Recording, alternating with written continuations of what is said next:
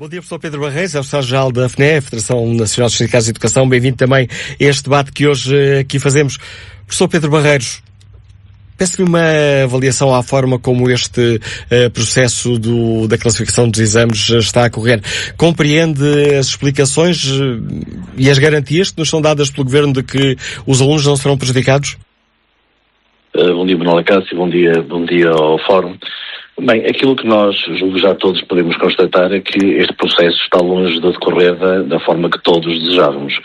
Porque quando surgem sucessivas situações, como a forma aquelas que o Manuel Acácio já acabou por relatar algumas, mas são dezenas e dezenas aquelas que nos chegam através de e-mail e de contactos.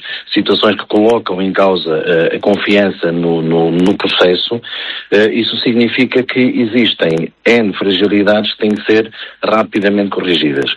O que nós, na FNE, gostaríamos e esperamos do Ministério da Educação, Ciência e Inovação, é que seja capaz de liderar um processo de forma transparente, que seja capaz de garantir que todos os problemas são identificados, que são resolvidos e que não voltam a acontecer. E por isso mesmo não aceitamos que possa ser dada apenas e só como justificação o agrafo em cima do QR Code. Porque as situações que nos são relatadas, e posso ler eventualmente um ou outro e-mail que nos chega de colegas que nos enviam porque estão realmente desesperados com esta situação, e passo a dar-vos apenas e só um ou outro exemplo. Estava finalmente a corrigir uma prova, mas a segunda página das respostas era de Economia A e não de Português. Fui tentar classificar outra folha da continuação, mas também não era do mesmo examinado. A letra era totalmente diferente e não fazia qualquer sentido. Como é que se vai garantir respostas compatíveis e justas? Outras, tenho respostas trocadas nos exames de História B. Alunos que deviam responder ao grupo 4, item 3, e as respostas são do grupo 3, item 4. Outras, tenho muitas respostas sem folhas de continuação e até um caso em que a folha de continuação tem uma caligrafia diferente. Colocamos estas irregularidades no fórum, mas ninguém nos responde. É desesperante. Mais, folhas de resposta com continuação errada, não grava cotações, grupo com provas não atribuídas.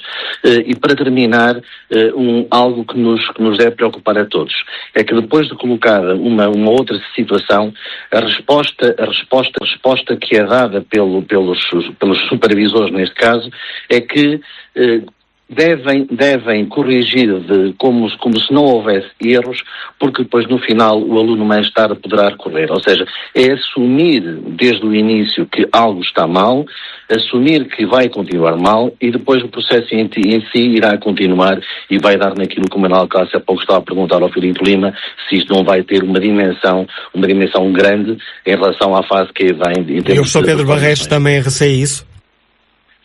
Eu acho que é óbvio. Quer dizer, é que não precisamos perder muito tempo a fazer exercícios se isto vai acontecer. A partir do momento em que é dado publicamente nota das falhas que estão a acontecer, é legítimo que qualquer aluno, qualquer encarregado de educação, como é óbvio, olhe com desconfiança para todo este processo e que vá, obviamente, até para poder ter garantias maiores, e mesmo essas não definitivas, que faça esse pedido de reclamação, ou faça a reclamação para, eventualmente, ver o que é que poderá ter corrido mal. Aquilo que neste momento é inegável e fica aos olhos de todos, é que não são só os alunos que neste momento estão em prova, é também o Ministério da Educação que neste momento está em prova. Julgo que ainda vai a tempo de demonstrar que consegue corrigir as falhas, procurar esclarecer o que aconteceu, proteger os direitos dos alunos e dos professores, mas tem que o fazer com rapidez e transparência, porque só assim estará a cumprir o seu papel e aquele que é o seu dever.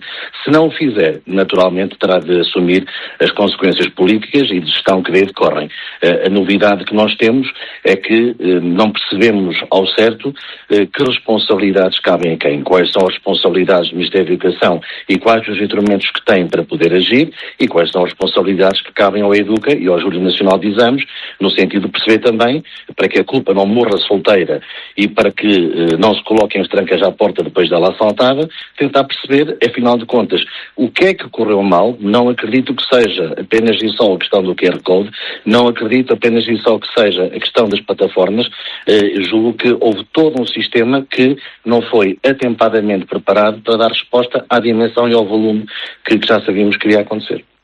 Obrigado, Sr. Pedro Barreiros, Secretário-Geral da Federação Nacional de Educação, ajudando-nos também aqui a avaliar toda esta polémica em torno dos atrasos na classificação dos exames.